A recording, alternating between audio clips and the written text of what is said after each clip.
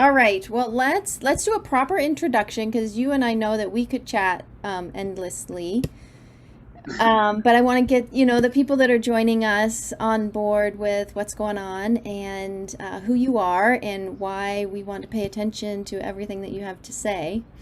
My name is Julie Wendt. I'm a nutritionist for people, I should add, and I really focus on integrative nutrition practices, which are looking at all aspects of health to support people in finding their optimal health. And I have the pleasure and honor today of chatting with Dr. Keith Weingart. Dr. Keith has a fascinating path to where he's at today.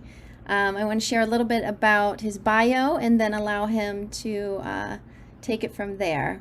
So, Dr. Keith knew from the time he could pronounce the word that he was going to be a veterinarian. He has an interesting journey in veterinary medicine that led him to Cornell University and then to an emergency critical care clinic. During that time, he became aware of the limitations of conventional care and really had his mind opened when his own dog became ill. In the process of helping Max, Keith was introduced to holistic veterinary medicine. The seed grew into an intense quest for knowledge that led to studying multiple holistic modalities, including acupuncture, herbal medicine, both Chinese and Western herbal medicine, homeopathy, flower essences. But his passion and focus has always been on nutrition. Dr. Keith and his wife Beth have started a holistic veterinary practice in San Diego, California, and now again in Portland, Oregon. Dr. Keith consults for Thorne Veterinary brand, and he is helping to review those formulas, modify them, and develop new formulas based on his expertise. So I, really love the journey. It's very similar to how I got into actually integrative nutrition in terms of a very personal story that inspired my curiosity and then passion for the subject. So can you share a little bit more about how you came to be, I know it sounds like from early on you wanted to be a vet. But how did you get to this holistic, integrative veterinary care model? Well, thank you, Julie. It's really a pleasure to be here with you today. And for all the folks joining us, I'm honored to kind of share with you some of my experience and maybe kind of plant some seeds of knowledge for you guys so you can build on that for taking care of your pets and also taking care of yourselves. So as you kind of described it, many of us who get to this point, it's not where we ended up thinking where we'd end up when we started. And I was one of those people when I was in veterinary school. I considered it kind of like heretical. Some of the stuff that I considered I do today is the foundation of what I do. I called it home apathy. This stuff doesn't work. It was very closed-minded because you get out, especially Cornell, I was like, rah, rah, rah, I know everything. I'm going to save the world. And here I was, I was an emergency doctor. It was very good. I was an adrenaline junkie, so I had a lot of kind of good energy to put towards it. I saw a lot of patients. I was good at it. So I didn't really consider holistic medicine to even be something viable at the time. And then, like I said, what I started to see over the years of taking care of older pets, especially when you could see like they were maxed out on these drugs, they really couldn't walk very well, they stopped eating, and their quality of life was declining. And there's really not much that conventional medicine has to offer in that light. So that started to kind of like get into the psyche a little bit. And then what happened is Max got sick with a brain tumor. And when something like that happens, it just kind of like you basically just surrender. And I was fortunate enough at the time. My girlfriend said, you should consider maybe having him go to a holistic vet. I was like, whatever. But of course, when you're faced with a euthanasia or trying something new, I was like, okay, I'll try it. I'll do whatever I can, because he was like maxed out on steroids. He was vomiting blood. He wasn't eating. I was like, okay, this is the end kind of thing. Mm-hmm. So I sought help from a local holistic veterinarian, and he kind of like blew my mind. And one of the things that he planted the seed is that maybe all those things you learned in veterinary school you don't necessarily have to do those things. You know, for example, like preventative medicine, for example, and the nature of how we have our vaccine protocols, in retrospect, maybe that's too much, or maybe this use of pesticides on such a chronic basis, maybe that's not so good either. Oh, and by the way, all the ways you were taught to feed animals in vet school, maybe that's not so great either. Because, you know, we get, as veterinarians, we get our education in nutrition, at least back when I graduated in 1999. We had the pet food companies, they come in, they buy you lunch, you get the colored glossy brochure, you get free pet food while you're in vet school, but you never learn how the food is processed, how it's preserved, what they put into it, the nature of the ingredients. None of that is really understood. And you don't even understand, you're not even really educated onto the regulation that goes into pet food. So you just kind of take, unfortunately, this on blind faith that this is what it's supposed to be, that somebody has done the due diligence to put together these products, that this is good. Well, then he said, well, look at the label of pet food that your dog is eating. And I went home, I looked at it, and I was like, holy cow, because, I never really even looked at it before. But when you have, corn gluten meal and all these other kind of like processed food ingredients where they consider it feed rather than food, where you're feed towards livestock. Well, these are dogs and cats, and they can eat real food. And that was the first kind of like, wait a second, what's going on here? Well, what happened with Max is he ended up getting a lot better. I mean, I switched him over to a raw diet. He gave him some homeopathic remedy. I was like, whatever, I'll give it to him. But I cut his dose of steroids. He lived another 6 months, and he ate till the day he died. And like when you laid down that, I consider what I do today is like I carry on Max's legacy, is that, I don't have all the answers. And the dogma that I was given isn't necessarily in the greatest interest of all the pets for the greater good.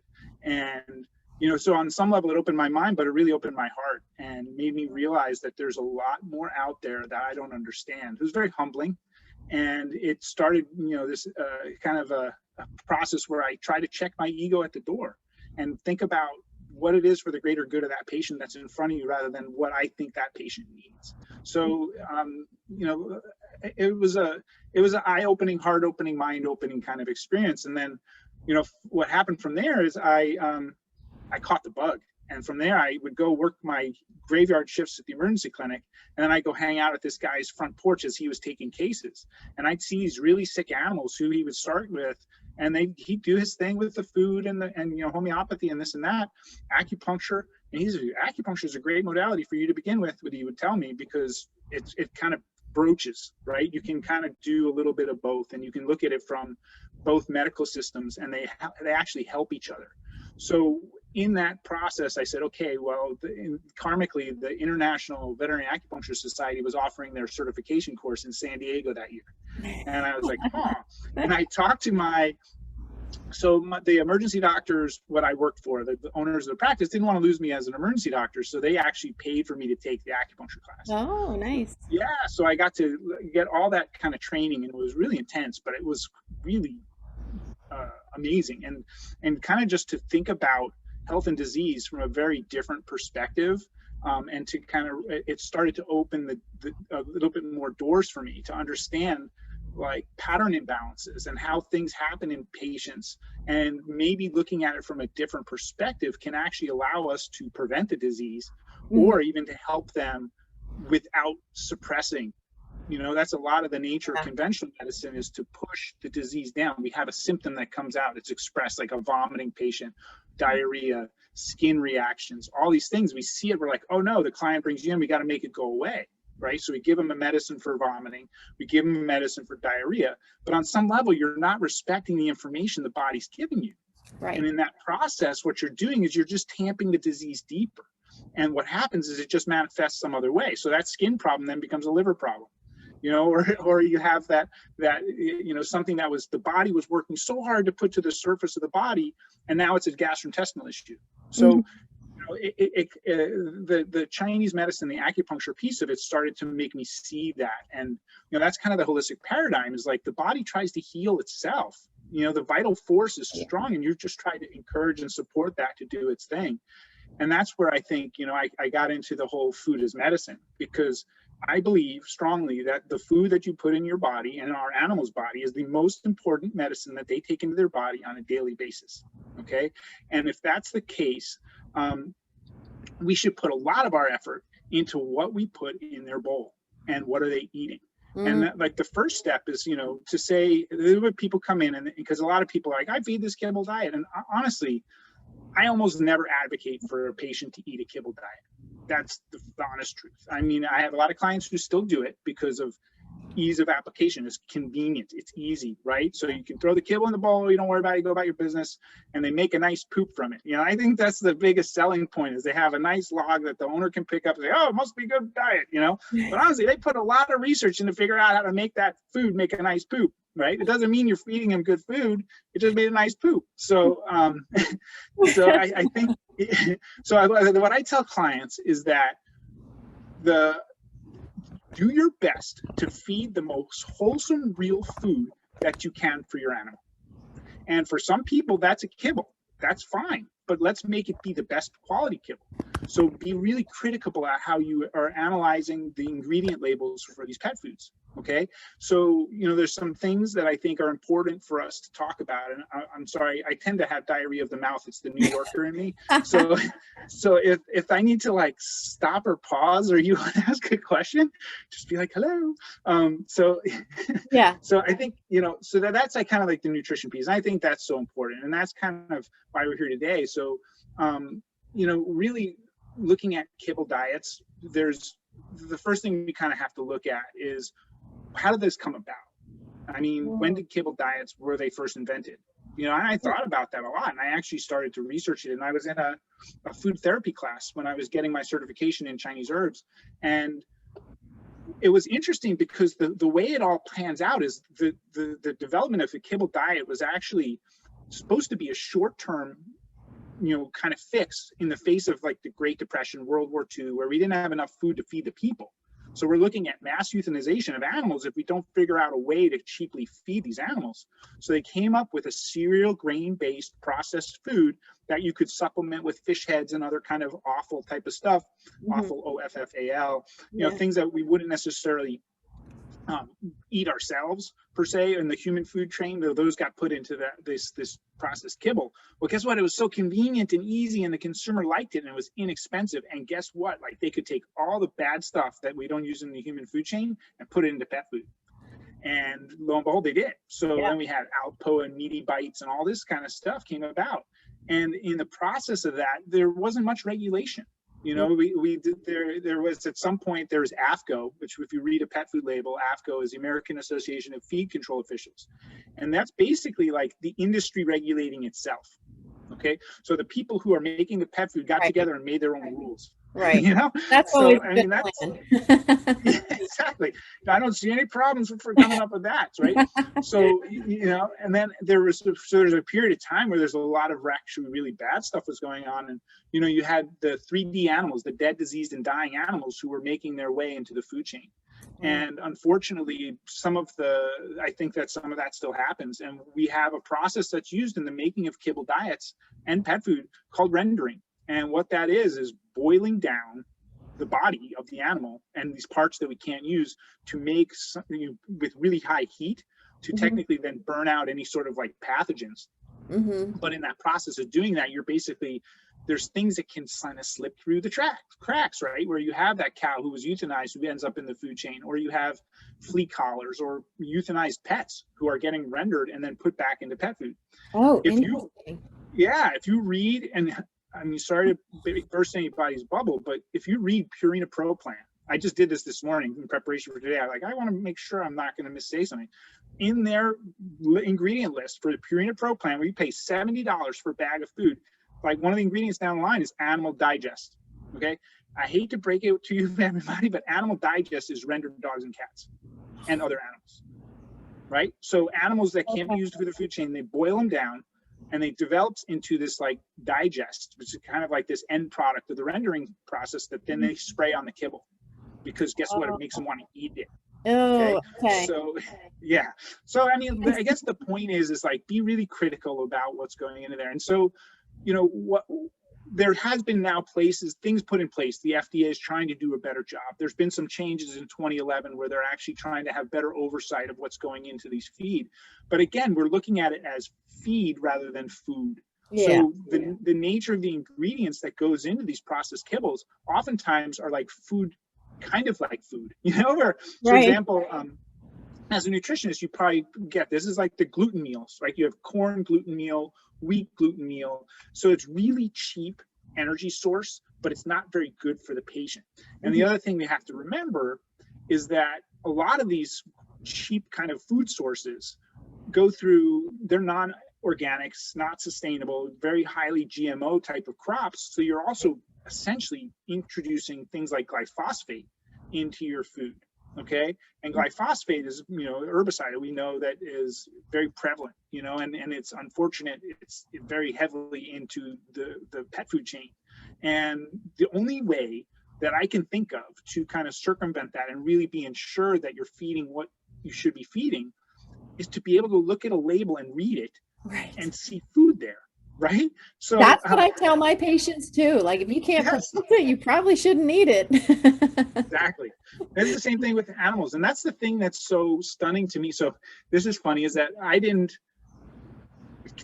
starting to cook for my dog and recommending like whole foods for my patients and better quality foods for my patients prompted me to actually take better care of myself. So Nice. I was like the second, like I wasn't like the health nut who's then started to take care of my animal. It was like the reverse. Like Yeah. I got a healthy dog from doing it. I was like, wow, there's something to this. So I started eating better myself.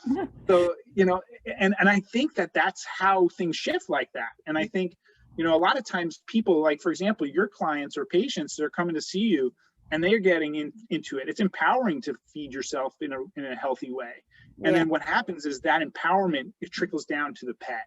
And Mm. then you have this whole household that's then getting healthy together, right? And, Yeah. and I see time and time again where animals and people share diseases, where a client will have something gastrointestinal and the dog's presenting or a cat is presenting with the same problem. I see it way too many times to be coincidence. So Yeah. there's a lot of this kind of give and take of what's going on in a home that we don't understand. So I think if Mhm. everybody gets healthy, like the client and the Right. animal, then we have the best outcome coming down the line. Yeah. So just to finish up on the kibble thing too, is that, the other thing to remember is that you take all these ingredients and then what they're doing is extruding it at high temperatures. Okay, so what that does is it burns out a lot of the nutrients that are in those food Yeah. sources. Yeah. Yeah. So in order to kind of compensate for that, they spray on a lot of synthetic vitamins and minerals. Mm. So they don't really know exactly. They say it's complete and balanced because they're covering their butt with this spray on vitamin mineral thing. So the other side effect from the kibbling process is that high temperatures to carbohydrates, because in order to be a kibble, that food has to be at least 50% carbohydrate. Okay. Mm. In Okay. order to glom it on to that little kind of convenient kibble that the consumer loves and it makes the nice poop, you have to have that amount of carbohydrate. And in the process of heating, there's something that happens to the food. It's called a Maillard reaction. And Yeah. that heating of those carbohydrates, it elaborates carcinogens in the foods that we're feeding. Yeah. So there we have like a nutritionally poor quality food that's extruded at high temperatures, so it's lost nutrient value. And then we're spraying it with synthetic vitamins and minerals in hopes that we complete and balance it. And then we're also adding carcinogens to our food, and not to mention there's probably glyphosate in it. So for all those reasons, I Yeah. could say let's not eat kibble unless you really have to. Right. And I would say from a people nutrition perspective, same. Same. Right? So, and that's for me how I came to feeding my dog raw food as well. Um, Partly because she had started with some urinary tract issues and all of this when she was young, and I was fortunate to have a neighbor who was educated in this, and I switched her over, and basically she lived 15 years without a hitch. So um, the thing for me is, as a nutritionist, you have to think about the nutrient content of the food, right? And what if humans lived on some dehydrated packaged thing day in and day out that never spoiled and went bad because it was basically inert? I'm like, I don't think my dog's digestive tract and nutrient needs are that much different than my own and my family's. So to me, it makes sense, promoting the intake of fresh foods. And there's a variety of ways to get that done. Um, it makes more sense. And I've seen it personally, and I'm sure you've seen it more clinically, just make a huge difference in the health of the pet because you're just avoiding. You don't even know what you've avoided, but you just know that because nothing's come up and everybody else's pets are on multiple medications, you're like, okay, well, this must be avoiding something. Exactly. Do you know of any research around um, health and longevity with different types of feeding approaches? I think that that's a great question. And I think that there's probably more and more data that's going to be accumulated over time. I think there's some of the pet food companies like Answers Pet Food is probably one of my favorite pet foods. They're located in Pennsylvania. Doug Knieven, excuse me, is the clinician, the veterinarian there. But the way that they've designed their pet food is just so brilliant. In essence, what they've done is they have all pasture raised meats. All the produce that goes into their food is organic. All the nutrients that are going into the pet food are whole food nutrients. In essence, they're coming from food, and they have a fermentation process. So they actually add fermented products like fermented goat milk, fermented whey to the food. So not only is that improving the food safety, but it's actually increasing the digestibility, and you're feeding the bowel, right? So you're feeding all the good probiotics that live in the intestinal tract. So I think companies like Answers, honestly, like I don't know of any specific like feeding trials where they've had, like, for example, like, where they have a controlled study where you feed these dogs kibble and then you feed the raw diet or you feed a whole food diet. I just don't see that coming across, like, at least in the journals that I'm following. But I do see you see a lot of anecdotal evidence, especially of people, like if you go to Answers and they have a whole lot of social media stuff. Small Batch is another really good company that they do a lot of like really good job of designing the diet, but they have a lot of people who are eating these foods and thriving. And I always say, people are, well, where's the study? I was like, the proof is in my waiting room. Is I have an animal who comes in who's like really sick and digestively and skin problems and all these other things. And we do nothing other than change their diet. And you can have them come back within 6 months of being, and it's not always smooth sailing. You have to adjust things and kind of take care of them and feed the bowel. But you get 6 months out and you have this animal whose like coat is shining. They don't have any digestive problems. They went from like not even wanting to come close to eating the kibble in the bowl to like devouring the food. I always say, like, an animal, like especially dogs should eat like a dog. If you put the kibble in the bowl and the dog maybe once in a while picks at it, it's because he doesn't have any other, he or she doesn't have any other choices. So they're like, I'm gonna either starve or eat this crap in the bowl. Excuse me, you eat this stuff in the bowl. But so you change the food, you put them on raw diet, you have them home cook. Sometimes even with kibble patients, I'll just have them, cook up some lean ground turkey, add some sweet potato to it. And all of a sudden the dog's like, oh, I'll eat this. And then some things start to shift with just that. And then the cool thing is with, like, for example, with Thorn Vet, is that they've designed things so you can have like a patient who's taking a kibble diet who's subpar, but they don't have the resources or the time to maybe cook for them, the dog, or do raw. Then you can at least add in like the canine basic nutrients, or you can add in an antioxidant or something that's going to potentially protect that patient and support them. So you're filling in some of the holes in the diet. Because even the best designed diet may have holes in it. So sometimes coming in with some of these things can be super supportive, like the small animal antioxidant, a wonderful product, and the canine basic nutrients. Or if they get older, you get into the geriatric basic nutrients, because it's been.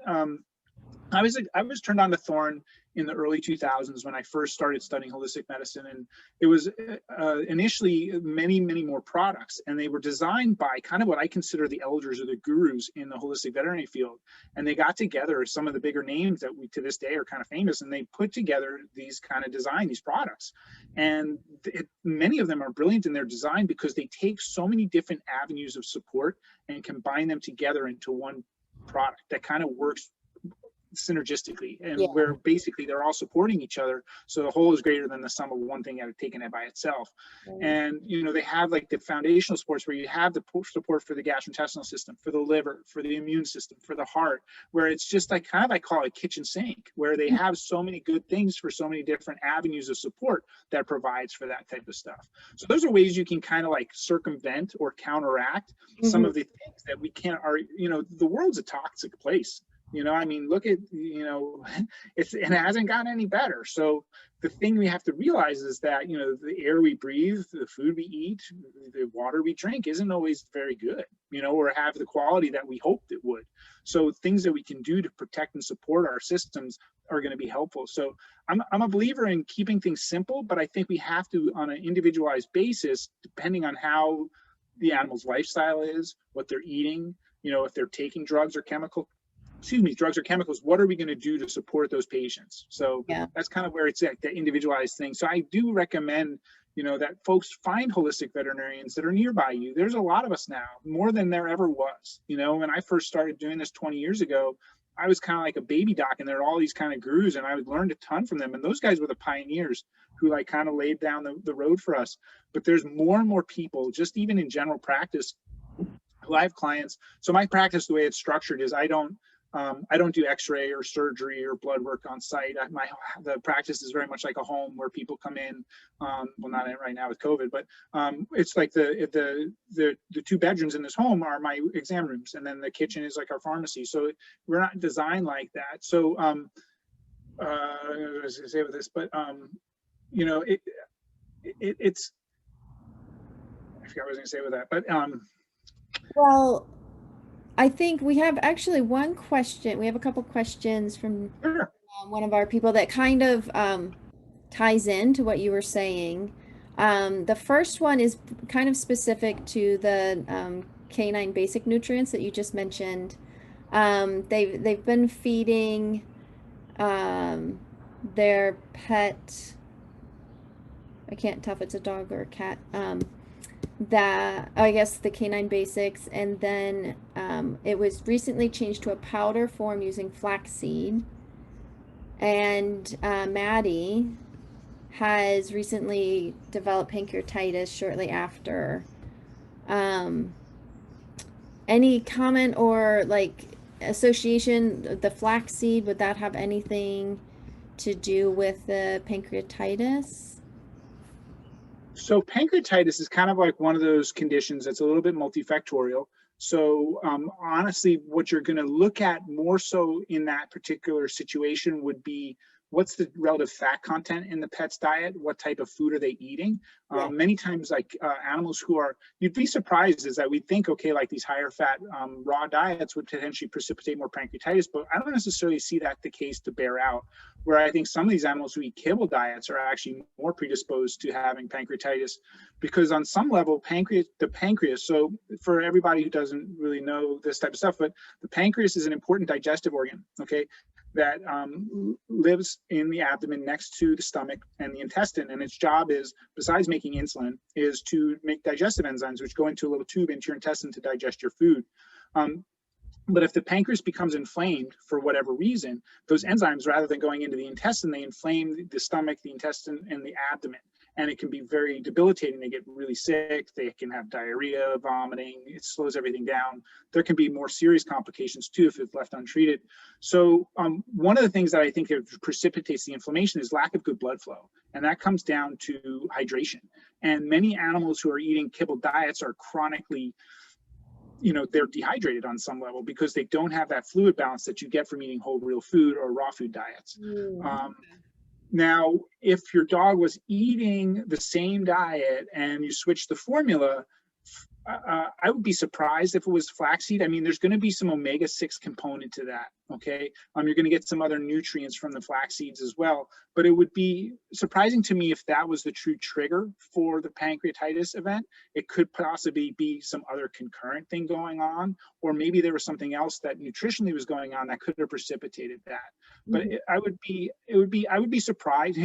Here's my line just for everybody is anything can cause anything. So there's always a potential, but I would be surprised if that was the case with Maddie. So, you know, I think in those types of situations, you've got the most important thing to do is look at what are you feeding, and then building from there. If, as long as you're feeding like a lower moderate amount of fats, there's a good moisture rich food, they're hydrated, but also looking at other organ systems. So the gastrointestinal tract, how well is that working? Are they on a probiotic, stuff like that? Yeah, it sounds like Maddie is on a low-fat diet with cod, rice, and sweet potatoes.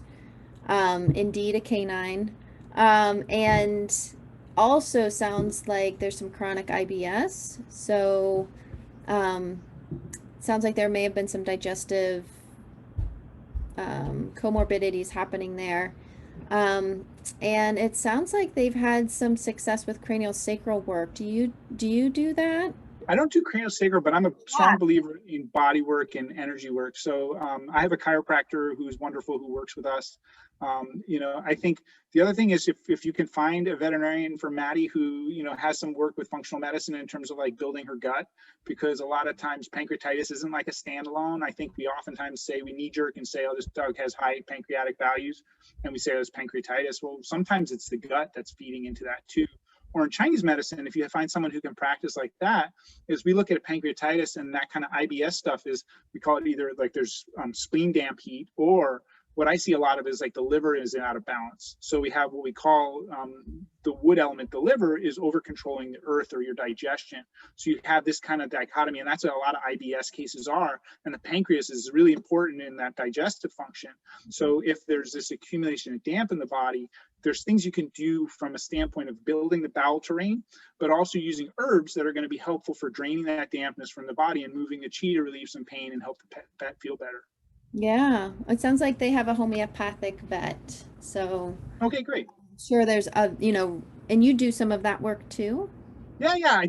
I'm more a dabble in homeopathy. I was never classically trained in some of the things I do. The classical homeopaths would probably like freak out, but it seems to work in so just so people understand, classical homeopathy is a very, it's a beautiful medical system, but it's very challenging from my perspective, because there's a lot of patients involved, where you have to get all these symptoms and you distill it down to like one remedy that you're giving to this pet in a high potency, and then you're observing. And I have a hard time with doing that because I want to help and fix it. And, you know, so my type A doesn't resonate with classical homeopathy. So I'll be more acute prescribing, and I have some good success with that. But in terms of constitutional prescribing, it's not my thing. Yeah. Well, I appreciate Jody bringing up some of her concerns, because I think there are probably lots of people out there that have those same questions. And I think one thing that I'm curious about, I know for me and the way I practice, I have a bunch of different types of tools in the toolbox, and it sort of depends on both the type of person and what's specifically going on as to which tool I lean on. Can you help me understand? I mean, I use all of this stuff for myself and my family. Maybe because of the raw diet, haven't really had a need to use it for my dog, but how do you approach if somebody's got certain things? Would you recommend they look for certain types of practitioners? Do you kind of have them all practiced together? How do you know which tool to pull out of the toolbox?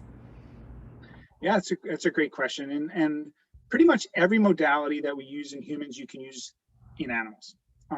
Pretty much across the board, I think most everything can be applicable. So it's finding, that's the art of it, I think, is finding what works, what is the key for each individual's lock, and, you know, how do we open up the obstacles to cure in many of our patients. And I think, you know, when we look at, let's break down the modalities. So everybody needs good food. So that's easy, right? So everybody know we're going to deal with that from a functional nutrition, get the gut right, and things take care of itself in that regard.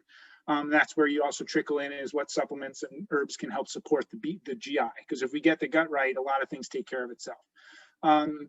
then from an acupuncture standpoint, that's how I kind of initially cut my teeth. So I would acupuncture everything because I think it's super beneficial. Currently, unfortunately, with the way my practice is designed, I don't have the ability to see patients on a consistent basis. So I have clients where I'm seeing maybe at the most I can get them in is every 2 weeks. So for example, where acupuncture really shines is for musculoskeletal and orthopedic issues. When I first started doing acupuncture, I would treat a lot of dogs with intervertebral disc disease. And there's nothing quite like the experience of taking a dog who's paralyzed and helping them walk again. I mean, when it first happened, I swear I like nearly lost my mind. It was just kind of like the most overwhelming sense of like disbelief that like it just blew me away. And I mean, I had like nurses crying, I was like freaking out, the owners crying. I mean, it's like, you know, and then it was funny because then you start to get used to it, and it's not that it wears off because it's still always awesome. But I remember when I opened my own practice with Beth, and we had a patient who had gone under for a dental, who had it's a bunch of stuff done for its teeth. And when it woke up for anesthesia, it was paralyzed in all 4 legs. So something had happened maybe in the manipulation of the dog when they were under anesthesia, because everything's relaxed. Maybe the dog had a disc problem and it was exacerbated by the anesthesia, everything getting relaxed. So ended up the dog was quadriplegic and came to see me, and it was a very sad situation because, you know, the dog was walking, now no longer walking. But once we got his name was Oliver, and once we got him, I mean, it was like maybe 4 or 5, maybe 6 treatments, but a while in, because it was a little bit here, a little bit there. He started moving legs, and then he came in one day and was walking. And my wife Beth had never experienced that, and she was just freaking. She's like, "Oh my gosh, he's walking, he's walking!" And it's true. I mean, that's where I believe acupuncture and Chinese medicine really shines in the orthopedic and musculoskeletal stuff. So, with that being said, I do find really helpful applications in acupuncture and herbal medicine when I'm dealing with cancer patients, especially when I'm helping support them through chemotherapy. Because a lot of these guys will have a lot of, you know, digestive issues and low white blood cell counts and stuff like that relative to the treatments they're getting. So I will give them acupuncture and herbs to help support them after their treatments. And I find it really shines there. The other thing is with gastrointestinal disease, I think if you can get consistent acupuncture, herbal medicine is really helpful for GI stuff. So those are kind of like I run the gamut of them. I used to treat a lot of allergy patients with acupuncture. And honestly, if I have to say, that's probably the most challenging condition for me to treat in just general. No matter what modality I choose, it's just a tough one. You know, like the hot itchy dog who you just can't. I mean, sometimes we can do stuff in moderating the symptoms. I've had sometimes where they get better, where you feel like they're cured, but oftentimes it's a struggle. And it's a deep problem because I think it's genetic on some level too for many of them, is where there's almost a genetic predisposition to be reactive to things that are everywhere around them. So in that kind of situation, it's tough. And then, you know, and it's a disease process that's in your face, right? If the dog's scratching all night, it drives everyone crazy, keeps everyone awake. Well, that's going to really affect quality of life. So it prompts people to do something. Yeah, yeah. And I wonder, have you seen, because for my work, a lot of that relates to food choices. Have you seen shifts with allergies if Yeah, someone absolutely. Yeah, and that's again what the first thing I do is try and get them off the processed food. The other thing, I do food therapy, so you know it's a little bit distinct from my clinical nutrition because you're looking at what we call food energetics.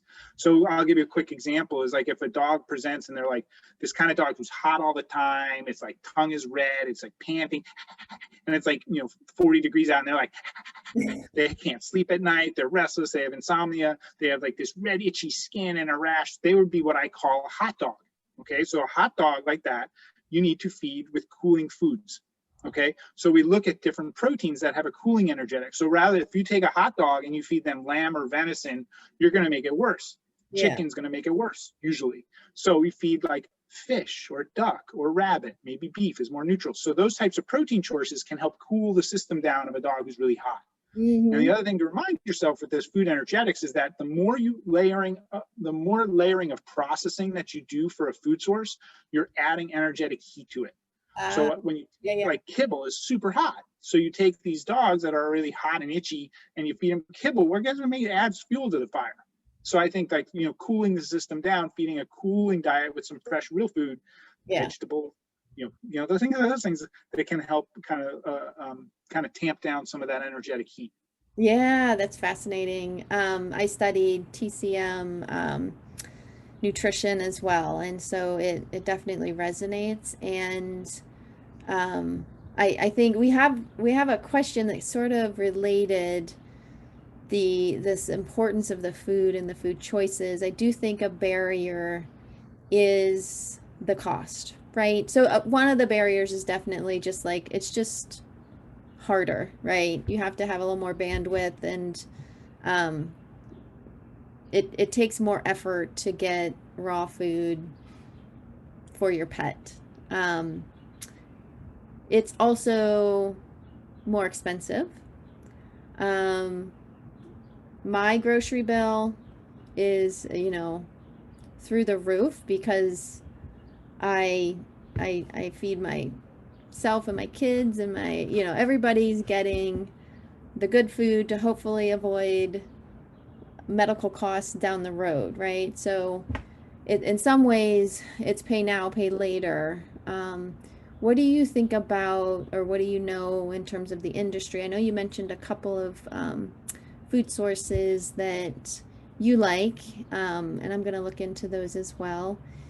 But do you feel like better, healthier foods are going to be more mainstream, and therefore maybe the price will come down on those? Or is it just sort of the nature of these ingredients are more expensive, and so the food is just going to be more expensive? Yeah, I mean, again, a great question. I wish I had more of a crystal ball in predicting that. I think that the comment that you made resonated with me the most, is that, I'm spending this money in hopes that I don't have the medical bills and all that kind of stuff. And what I tell clients all the time is that the money you spend to feed your animal the best you can is the money you will save in vet bills in the long term. And I see that time and time again pay off. So it is a cost, especially for a big dog. It can be prohibitively expensive. So sometimes we try and find things that may be little bits of cheats, whether or not we find, say, for example, a dehydrated food that we can augment.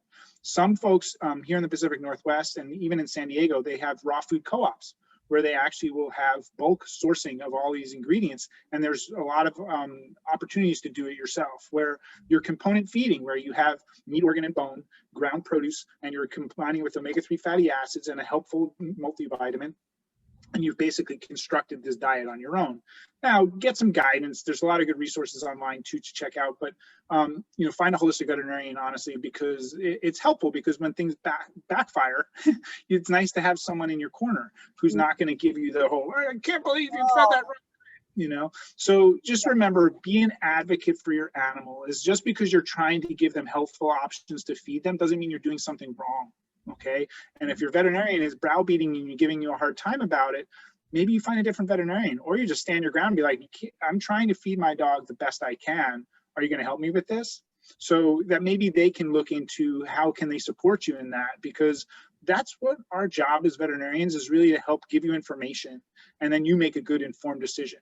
And then we're there to support you in what decision you make, as long as it resonates with kind of how we're hoping that you're going. So I think the question of like cost, you're for sure that the better the diet, the more you're going to spend, because it does have that cost input. For Yeah. example, like the Answers pet food, there's pasture raised. I mean, these animals, my dog eats better than I do on many days, where these ingredients are going in there, and how well things are sourced and how sustainable it is. So that's where I think you're going to have to absorb some of that cost. But there are products out there in diets that are becoming more affordable because of their potential ability to scale. Okay. But also, there are some companies now making it easier for you to access these foods too, where they actually have mail order fresh raw food companies. And now there's actually, even away from raw, if you go into, there's a whole market of pet foods that are being basically fresh cooked foods that Mm-hmm. are then mail order provided to you. There's also companies that are going into the pet stores here locally and down in San Diego too, where they're making fresh cooked food, and it's balanced and complete, and it's just like you doing it in your kitchen, but you don't have to worry about anything. So there's a lot more options out there like that. I think the cost will probably improve to make it more affordable, but I wouldn't expect it to improve that much Yeah. because it's something the market can't, I don't think it can bear that. And prices don't go down usually, right? So it's just a matter of like, can it stay stable or can it become more affordable, or what can they do to make it a little bit easier? But remember, when you make something cheaper, usually they're creating a dynamic where you're doing it on a scale which is much larger. So maybe you're losing some of that quality and the control. And where are they sourcing their ingredients if they're able to produce it on such a scale? So these are all things you kind of have to think about. Yeah. So if you have somebody who's not able to do raw food, fresh food, um, can you talk about, particularly with the supplements that we have available to us, like what's the foundational support? I have this sort of in mind for my people patients. I wonder if you have, even, you know, sometimes even if people are eating a good diet, there's more that the body needs that some supplements can kind of help with. So I wonder, do you have like an idea of most pets for optimal health need X, Y, or Z, or is it really just individual? I guess, I mean, I wish I had, I don't cookbook. I mean, I kind of like have some in my mind's eye of like what I want to make sure we cover our bases. And so I look critically kind of at the diet. And if I feel it's at all subpar, then they go on like, a basic nutrient, because I know at least I'm going to be plugging a lot of holes in with that. If geriatrics, I'm for sure put them on the geriatric basic nutrient. I always look at like what organ system may be out of balance. So for example, in regards to digestive health, I look at Gastroplex. That's their product. I also look at Hepagen for the liver, Immugen for the immune system. So there's a lot of different foundational products in that regard that can help support that. So I look at kind of where are things going wrong. And a lot of times, I wouldn't say I put everybody on a multivitamin, but if they're not looking like they're getting what they need from the food that's being fed, that's when I make that choice. So for example, you can tell a lot by the luster of a dog's coat. How well are they moving? How well are they having orthopedic issues? The brightness in their eyes. Are there any tendency to skin problems? Any tendency to ear problems? Those things tell us that there's something going wrong with either how the digestion's working or the nutrients that they're absorbing.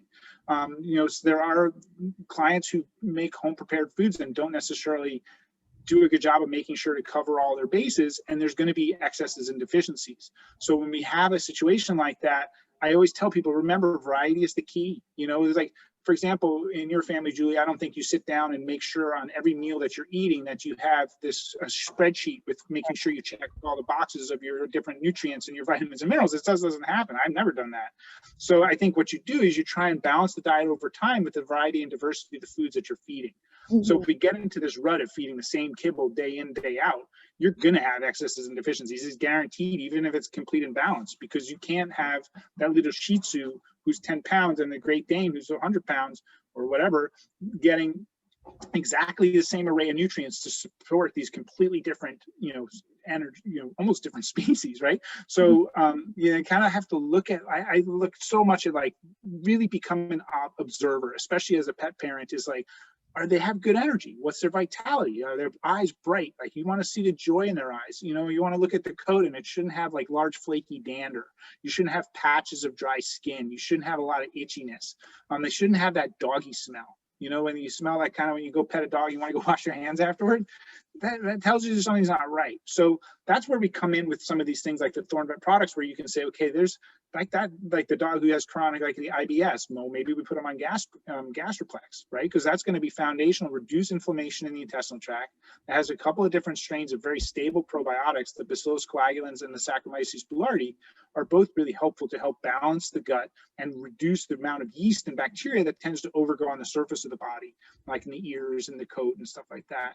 So, I guess I wish there was more of like, do this kind of thing I could tell you, but unfortunately it's not quite so simple. But I think if you break it down and look at your animal, observe them, right? That's the most fundamental thing you can do. And you can tell when things are not right.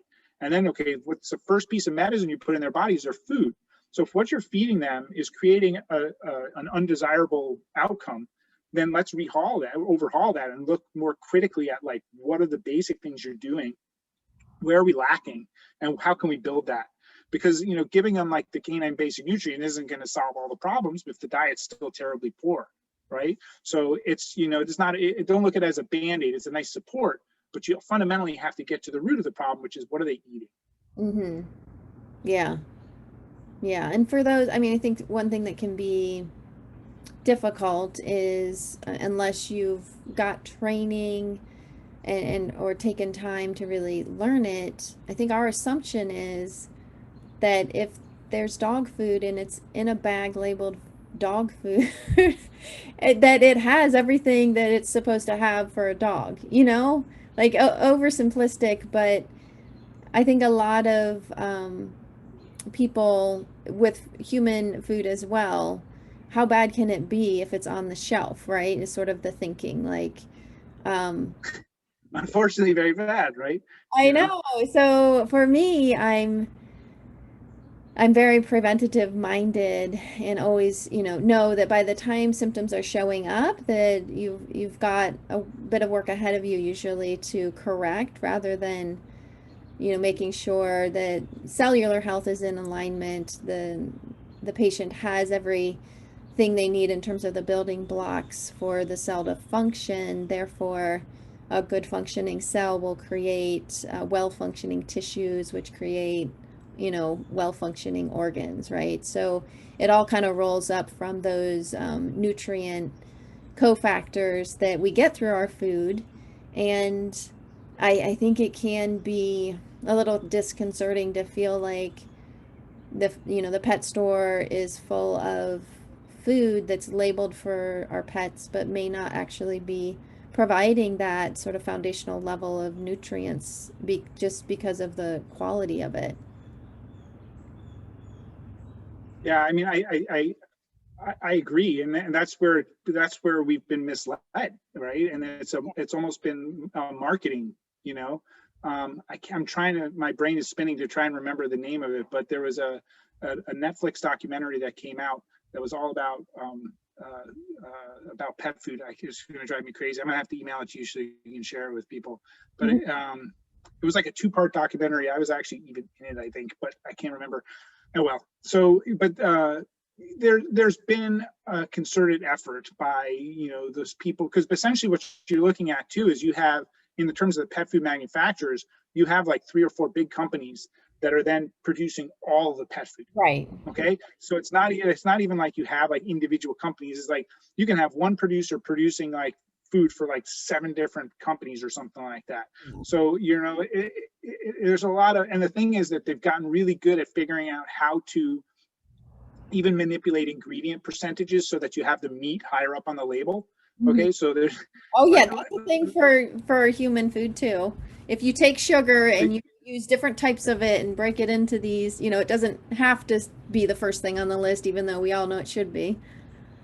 Yeah. right, and then it's still in there, and they're just trying to mislead you to make you feel better about the whole thing. But at the same time, it's so that's where it breaks down to, is like, critically read the label, but also the proof is in the pet, right? Is like, how do they look? How do they feel? If they're like feeling bad and their digestion's off and their skin looks terrible, then to me, that's like fundamental. Like, you have to look at the patient as well as like, hey, what are you feeding them? Because there's times where I'm surprised where I see animals who come in on processed kibble diets. I'm like, wow, they look great. Yeah. But maybe that's that particular animal's constitution where they're able to survive and thrive on that particular food. Or it resonates with that particular individual, but you could have that same diet be fed to a different patient. They may look terrible. Mm-hmm. Can you talk a minute about like the teeth and how to keep teeth healthy? That's one of the things, like I never had to do any sort of teeth cleaning with my dog. But yet I know that oral health can have a huge impact on the health of your pet. So how do you see that in terms of kibble versus natural? And are there things that if somebody's on a kibble diet that they could add to it to help sort of prevent those plaques and things from developing? Yeah, it's a very common problem in veterinary medicine, is dental disease. I find that animals who eat whole raw food diets do have marked less dental disease than animals who eat processed kibble or canned foods. And the reason is that kibble, remember, we talked about, is markedly amount of carbs. Okay. Right. Exactly. Hydrates I break didn't down know to that. sugar. That makes sense. Yes. Yeah, so the sugars sit in the mouth, and then people. There's the whole misnomer too that is unfortunate. I squash this almost every day. Is people are like, well, I need to give them the kibble to clean the teeth. I'm like, no, you don't. Like, I don't tell you eat Doritos to clean your teeth. And it's like, just because it crunches doesn't mean that it's doing anything to help. And honestly, like, the kibble does like nothing to clean the teeth under the gum line, which is where most of the periodontal disease actually occurs. So my dog Sadie, she's 12 plus years old, and she has never had her teeth cleaned, and they look fantastic. And she's a boxer mutt; they don't have great teeth, and she just looks good. Yeah. So, you know, and I see that consistently. If animals are eating raw diets, they have a lot less dental disease. Now, there's some that do, because again, I think it's a constitutional thing. Some animals, just like some people, have a tendency to certain types of periodontal disease and stuff. So they just have that type of bacteria in their mouth. Raw meaty bones are one of my favorite ways to get dogs' teeth clean. When you're first doing it, just be careful. You know, a lot of times I have clients feed raw chicken necks, and you have them take the fat off, and then I have them, when they're first introducing, is like hold on to it with a glove or a tongue, just so the dog gets used to that. But the tendons, the ligaments, the cartilage, the vertebra, it scrubs the teeth. It's like Mother Nature's toothbrush. I remember when my first clients here in Portland, I was at the time I hadn't set up yet, and I was doing house calls, and I went to this woman's house, and she's like really intense about the dog's teeth. I'm like, well, why don't you just give him a chicken neck once a week? And she did that, and it was she was so floored by it. She took pictures of it, and then like emailed me and was like, look at it, because in 1 month the dog's teeth were like markedly better from eating a chicken neck 1 time per week. Wow. Now, when you're first doing that, you got to make sure the dog doesn't gulp it down. And I always feed raw food separate from kibble. I got to try and feed raw ever with kibble, because it kind of slows the gastrointestinal process down. And if there is any potential pathogens in the raw food, you're actually increasing the exposure of the pet to it. So I try and do the raw bone or whatnot, or even knuckle bones, the marrow bones. Now, word of caution, just so I don't have somebody yelling at me later, is that you can have dogs who are really aggressive chewers who can crack their teeth. Okay, so the carnasial teeth in the back, if they're super aggressive, they can crack them, and then on the bad guys. So just be mindful. It's like there's a potential that could happen. We want to try and intervene, and don't do that. Maybe do a chicken neck or turkey neck instead of that. But again, watch the gulping. Now, if that's not an option, and I always warn people, is like, don't do it in the house unless you put like a blanket down. Like I have a bone blanket. We put down the bone blanket, the dog eats on the bone blanket, because otherwise the raw meaty bone's on the couch, or it's like in there, or they're burying it in the yard. So it's like, you get this time to eat this bone, but it's on this blanket. So stay there. Right. But of course, it's like inevitable that they try to get it off there. Right there. Yeah, exactly. Now, there are those dogs who can't do that, or cats. So there are some really cool products out there for adding to your food. So there's they have found certain strains of kelp actually can be really helpful in inhibiting plaque formation in the mouth. There's a product called Proden, Plaque Off, which is a good one. There's a product from a company called Mad About Organics that has an oral care food additive, which is a blend of kelp, but also some other herbs that seems to help keep the plaque from forming. It doesn't do a great job of reducing the plaque that's there. It can, but I find it more as a good preventative once you've gotten it cleaned off, to prevent it from recumulating. Okay, nice. So helpful. Okay, our last question we have 2 minutes for. There's some background around it, but basically, Michelle is wondering, she's had a really good experience with holistic veterinary care. Is there any movement to try and make this type of care more mainstream? Are there like groups that are working to educate and pet owners, but also some of the industry that's supplying the foods and treats and supplemental supports to them? Do you know if there's any movement in that way? Yeah, so we have a great organization. It's called the American Holistic Veterinary Medical Association. And they are kind of like the umbrella organization that all holistic modalities, kind of like IVAS is Interventional Veterinary Acupuncture Society, the Chi Institute, chiropractic schools, homeopathy, everybody kind of in the Veterinary Botanical Medical Association, all kind of under the umbrella of the American Holistic Veterinary Medical Association. And they're very like they have a lot going on to try and get out there and help get continuing education, not just for the veterinary community, because every year you go to the conference, it's like this broke our records for the number of vets who showed up, and like every year it's more and more vets, to the point now it's like this huge, I mean, back when I started going, this is aging me, but I would go, it was a much smaller kind of thing, more kumbaya kind of thing. But now you have like there's lots and lots of people coming, where they're taking up big banquet halls and convention halls and stuff, which is great, because it means that it's out there and there's more and more people who are doing these types of things. And I think there's more and more veterinarians who are practicing conventionally, who are then going out and learning that there's some of these things that they can incorporate. And then what happens is they become an integrative practice. Whereas my practice is, I mean, I look at everything. I take diagnostics, I take blood work and x-rays. And as an emergency doctor, I can look at anything and kind of get it. But my practice is more holistic in that I'm not going to have like the surgery option or the x-ray or that kind of stuff. So there are more and more veterinarians who are going into what's considered more integrative, where they're kind of taking the best of what they can get from the Western world and the conventional medicine and incorporating that in with some of these other modalities. And what I find happens is that the more they do it, the more they do less of the conventional stuff, and they start doing more and more of the holistic modalities, because that's what they're seeing works. And that's what really people resonate with, because it's kind of, they're looking at their own health that way. And that's what's happening with their animals. Nice. Yes. Well, that's great. That's great, because I see that on the human side as well, and it's very encouraging. So we're going to close this out. And, first of all, of course, just so much gratitude towards you, Dr. Keith, for sharing all this wonderful information. I'm super excited. And I know that just from the comments and feedback we've received, that everybody is very grateful for your time today. So thank you again. Oh, you're so welcome. Thank you so much for having me. It's been a pleasure.